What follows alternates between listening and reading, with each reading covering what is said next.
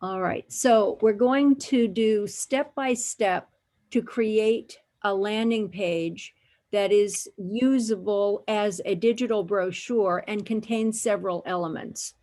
So we always start with the branded header, which identifies you and welcomes people to whatever it is you're representing. For a digital brochure, I will start with listing information. So you take the listing widget, pull it over, and it makes a space. It's a placeholder for your listing when you go down and configure the widgets. I always put all of the elements into the landing page first, and then go back and configure the widgets. So as we just said, there's an advantage to putting a market snap in, to having a market snap in, and it will give the details of the neighborhood that the listing is located in. Now let's just see if we can get that in there. I'm gonna X that out to have, there it is. So the market snap, again, the placeholder went in there. We haven't named the market snap yet. And then I may want to put, let's see, what else do we want? If you have pictures that you need to put in, individual pictures, you have to go to the content blocks, and those are content blocks of either pictures or text. I will put a, we'll grab the survey for this property. If I can get that in there. Sometimes this, oh, there we go. So that the text block comes up and it wants you to pick the image block comes up and it wants you to pick your image. All right, so I'm going to go to my documents and to my properties, and doesn't look like I have my, oh goodness, I have all, let's see if I have that as a download. I know I have it because I have it in the, there's a QR code. Let's find it. 26 South Shore. Huh. Everything is showing up except that. So sorry.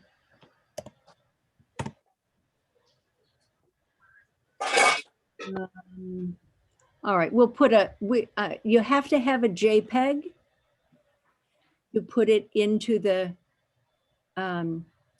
landing page as an image. And I was sure I had the survey, but I don't see it. So we'll just put the first floor floor plan in as an image. And then you click on that and it should be right there, entered. All right, now good practice is to go in and put agent branding on your landing page. Always have, you've got your header up at the top, but if you put the agent branding down at the bottom, it puts the appropriate details in there. And you see it went into the wrong slot. So now we get to change how it's located. And what I'm going to do here is see if I can move that up. Sometimes this is all interesting.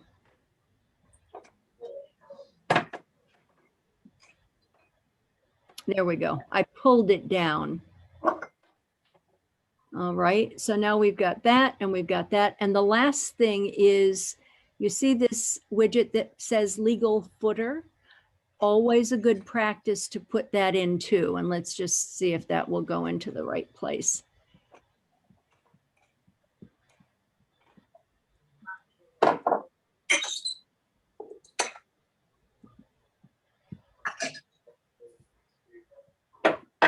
got legal header, we've got listing, we've got market snap, floor plan, agent branding, and legal footer didn't hit.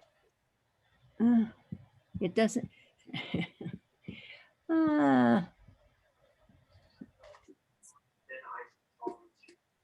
That green line is a key. When the green line pops up, that should take it. There it is. There's the legal footer. You look for that green line to flash and let go, and then the element drops into the picture. Okay, so now we've got the legal footer. Yes, hi. Good morning, Jackie. How are you? It's my name is Anna Holinsky with KW. We've got the agent branding, we've got the floor plan, and we've got the other two elements that now need to be completed. So the next piece is going to be configure the widgets. And I'm going to start at the top and put the, am I at the top? Nope, I'm not at the top. There I am. I'm clicked into the top, and now I can enter a headline, and we'll just, it's a brochure, right? So we're going to say, welcome to, you might say, welcome to our open house. Welcome to the property, 26 South Shore. And then you save and apply that. And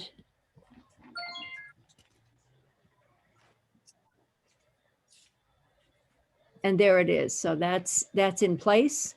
Now we're going to, and you see up here, this is how you move from one element to another. So I'm going to the next element, which is going to be the listing. I get to browse the listings. I'm going to search for 26 South Shore Drive. And let's just see if that will pop up for us. There it is. And always double check that you're on the right listing, because look how many 26 South Shore Drives there are. It's pulling from all over the country. So make sure there's one in Cuba, New York. Yeah, that's not mine. Make sure you're in the right town, select your listing. And then Moses, to your point, you have an opportunity to select the first picture that pops up here. You can either do the first picture that's in the MLS, or if there's a better feature, I know there's a fire pit picture in here. It's a little bit hard to see.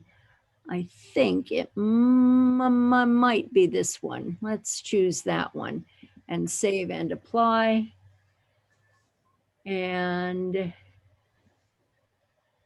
then that will become the lead photo.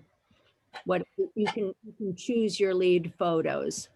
Well, that wasn't it, but you get the idea. And then all the rest of the photos are also available and can be scrolled through. So all the photos from the listing pop up. You see how easy that is. You just select your date, your property address, and you're in. I'm going to save and apply that. And then I'll move to the next element and put the neighborhood in. Debbie, I noticed the floor plan was part of the images that you pulled up from the MLS. So did you want to add that floor plan on the landing page just to emphasize it, or well, what was your thought behind it? Yes, I did, because people sometimes don't scroll all the way through all of the pictures. Oh, okay. And so I was creating a brochure. I'll go back and show you again the brochure layout that I did. And this kicked us out. I think that was a connectivity issue. And unfortunately that is gone. Isn't that spectacular? Don't you just love it? Isn't that a shame? Okay, so let's go back in here.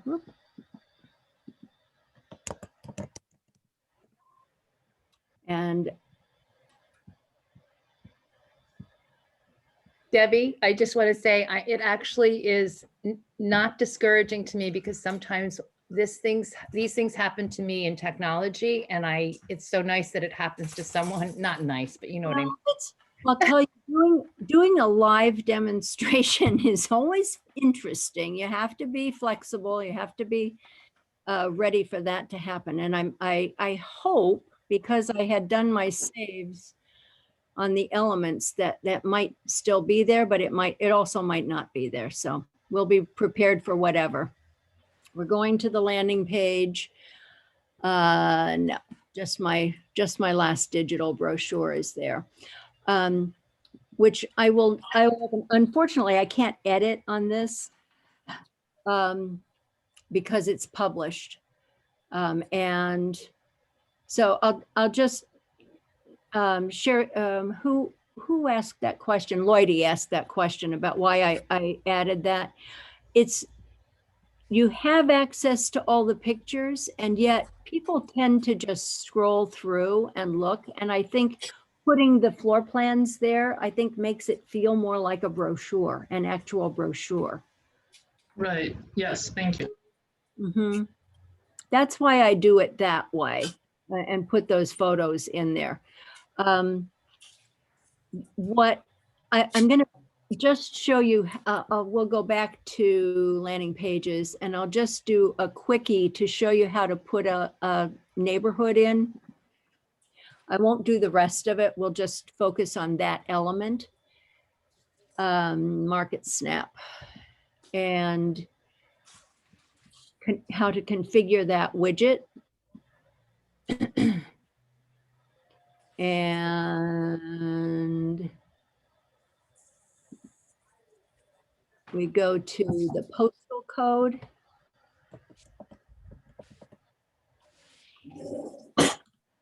And then it will give you the drop down for all of the neighborhoods that exist in Opendoor, Nextdoor. And you choose the one that's appropriate. And this one should be Ridgeberry. I'm going to give it a tag header.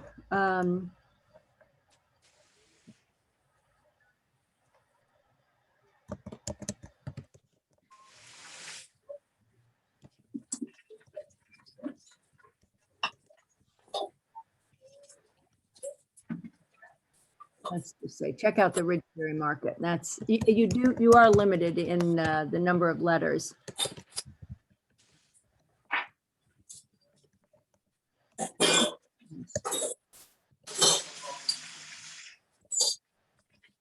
we go, we fit. Check out the Ridgeberry Market. You started with the postal code, you selected the neighborhood. Now we're going to go save and apply. And notice here what you've got in here. These are the generic numbers. And when we save and apply, it will convert to the map of Ridgeberry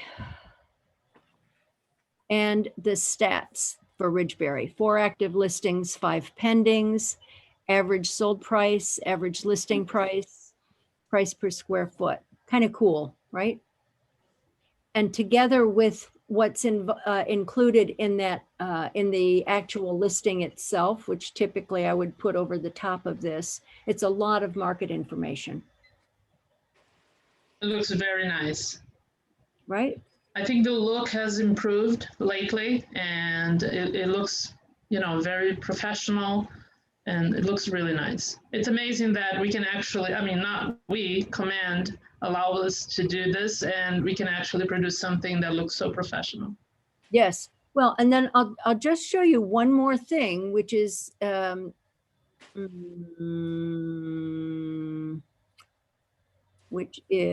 let's just save that landing page. We'll just save it and go out. And we'll go over here to campaigns.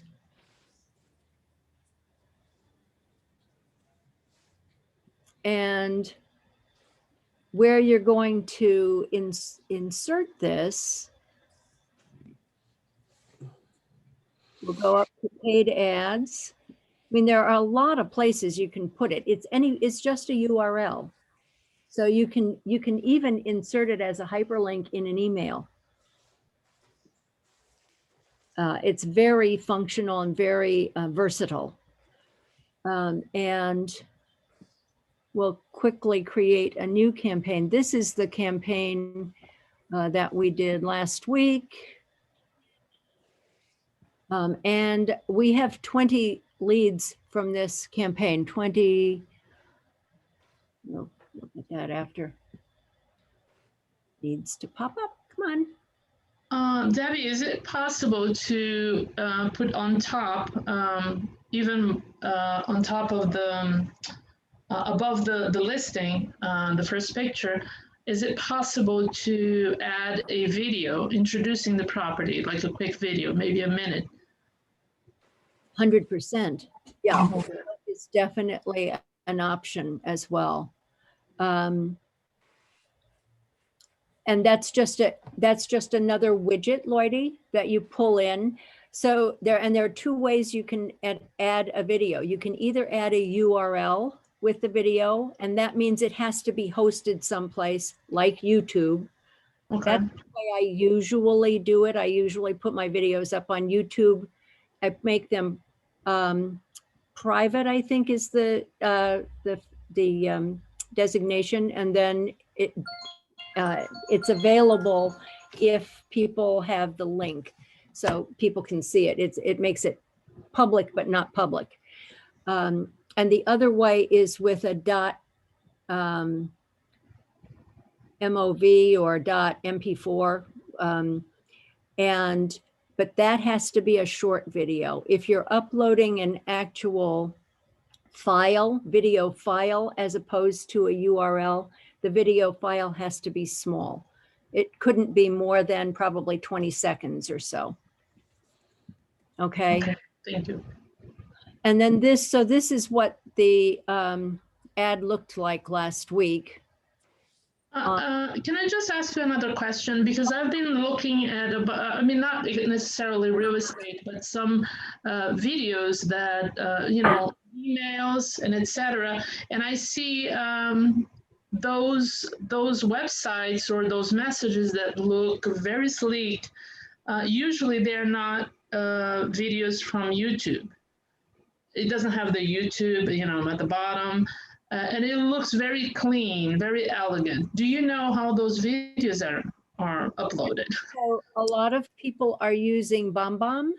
BombBomb is a vendor that creates and hosts videos, and then they just show up as clean videos. Oh, okay. You can either do it that way, or you can upload the actual file. I did yesterday, I uploaded something onto LinkedIn, and it was a huge file. LinkedIn will take just a straight file. I can show you that as well. If you, that was a discovery for me. I didn't realize that it functioned that well, but if it will open. So LinkedIn would act as a host? It like sort YouTube? of does. Okay. So I'll just show you, this is a little off topic.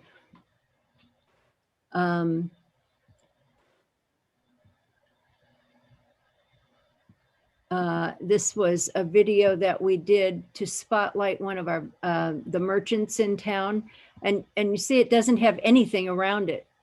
It's just the video. Right?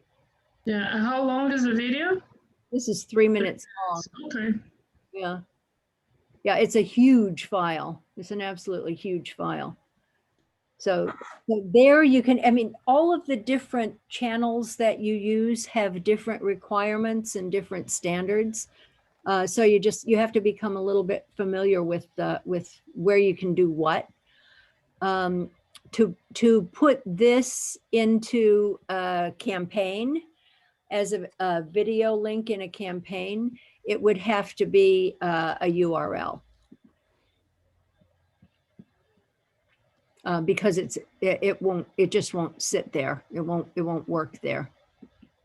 But when you do a social ad, and I'm going to do quickly a test 26 South Shore for Facebook, and we'll call it attracting listings. Again, I'll just do this as a review for y'all, where you're going to put your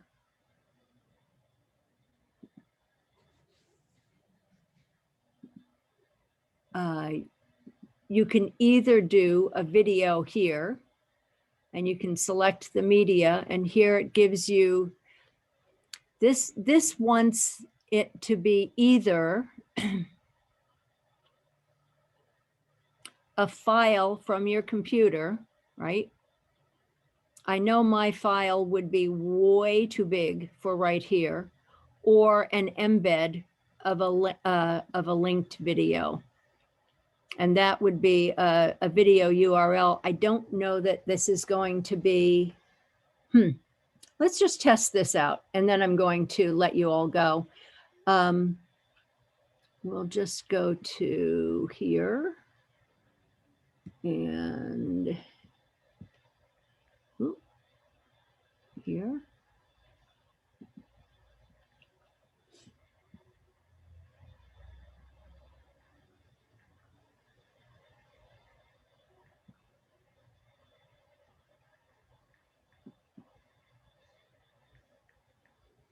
Here we go.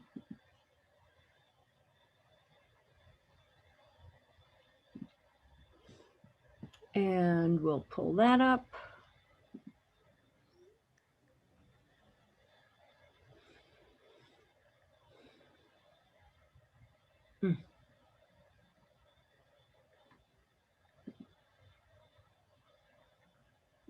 I'm so sorry I have to go. I just wanted to say thank you. A-okay, A-okay. This has gone a little longer than I expected today. Thanks for coming. Okay, so then we're going to copy this link. That's that. And we'll go back here and see if it will take that. Oh, see, that's an unsupported format. So this is something that I don't know the full answer to this. And we'll have to get the answer as far as what videos go in there. However, if we're doing images, well, that's images, and then we'll configure the Facebook ad. Here's where your link goes. So you set this up, you do it for your business page, and then here you have a destination URL, which when they click the Learn More button, it takes them there. It also then puts them into your command as a lead, because it captures their email address and phone number associated with Facebook. This is the powerful, super powerful spot. Now I'm going to choose a landing page to be that URL. And it takes me back to my whole inventory of landing pages. And we'll go back and find, where did it go? My 26. Good golly. There it is. So they're not in alphabetical or numerical order. That's the one that I want to choose. So I just choose that. That pops the URL for that landing page right in there. As long as it's black, it's ready to go, and you can save that Facebook ad, and it's the Facebook ad configuration is ready. Did you see that? I mean, you followed that pretty easy? Yes. Good. And so that will then be what they see when they click on Learn More, which helps them, tells them more about what they're looking for. And that's the whole objective. Any questions before we part? I have a a request. If you can, every once in a while, do a